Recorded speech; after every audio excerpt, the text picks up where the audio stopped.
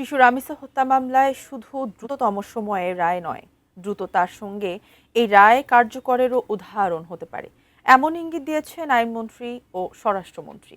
এদিকে রামিসা হত্যাসহ নারী ও শিশু নির্যাতন দমন আইনে মামলাগুলোর ডেথ রেফারেন্স অনুমোদনের জন্য বিশেষ বেঞ্চ গঠন করে দিয়েছেন প্রধান বিচারপতি।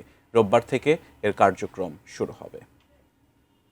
7 বছরের শিশু রামিসা হত্যাকাণ্ডে পুরো দেশ যখন প্রতিবাদ মুখর, তখন তাদের পল্লবীর বাসায় যান প্রধানমন্ত্রী তারেক রহমান। পরিবারকে সান্ত্বনা দেওয়ার পাশাপাশি এই মামলার বিচারের আশ্বাস দেন তিনি। পরে এক সমাবেশে প্রধানমন্ত্রী জানান 1 মাসের মধ্যেই শেষ হবে বিচার কাজ। এই হত্যাকারী আগামী 1 মাসের মধ্যে নিশ্চিত করবে। রোববার ঘটনার মাত্র 19 দিনের মধ্যে রায় এলো আলোচিত এই মামলার। শুধু তাই নয়, এই মামলার রায়ের দিনই নারী ও শিশু নির্যাতন দমন আইনে মামলাগুলোর ডেথ রেফারেন্স বা মৃত্যুদণ্ড অনুমোদনের জন্য পৃথক বেঞ্চ গঠন করে দিয়েছেন প্রধান বিচারপতি জুবায়ের রহমান চৌধুরী। আমাদের অফিসের পক্ষ থেকে, অ্যাটর্নি জেনারেল অফিসের পক্ষ থেকে আমাদের অবস্থান হচ্ছে, আমরা দ্রুততম সময়ে রেকর্ড প্রাপ্তির পরে আমরা চেষ্টা করব যে মামলাটির শুনানির ব্যবস্থা করতে। সেক্ষেত্রে হয়তো পেপার বুক করতে হতে পারে। এদিকে দ্রুত শুনানি হলে মামলার রায় আগামী 3 মাসের মধ্যে কার্যকর করা সম্ভব বলে আশা করেন আইনমন্ত্রী মোহাম্মদ আসাদুজ্জামান। আইন মন্ত্রণালয়ে সাংবাদিকদের সঙ্গে আলাপকালে একথা বলেন তিনি।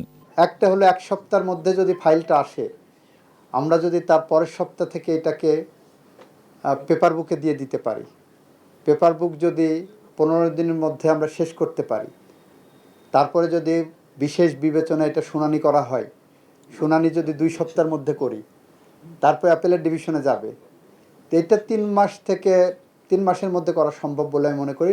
রামিসা হত্যা মামলার রায় দ্রুত কার্যকরে সব ধরনের সহায়তা করা হবে বলে জানিয়েছেন স্বরাষ্ট্রমন্ত্রী সালাউদ্দিন আহমেদ। সচিবালয়ে সাংবাদিকদের তিনি বলেন, জনগণের প্রত্যাশা অনুযায়ী আইনের শাসন প্রতিষ্ঠা করতে চায় সরকার।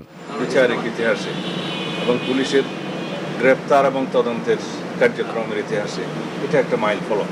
ডেথ রেফারেন্স শুনানিটা যাতে সিরিয়াল একটু এগিয়ে আনা যায় আইনানুগভাবে, তাহলে পরে ডেথ রেফারেন্স শুনানির পরে যদি মৃত্যুদণ্ড বহাল থাকে, তখন কার্যকর করার কোনো সময় বিলম্ব হবে না। Ferdous Rahman, ATN news, Dhaka.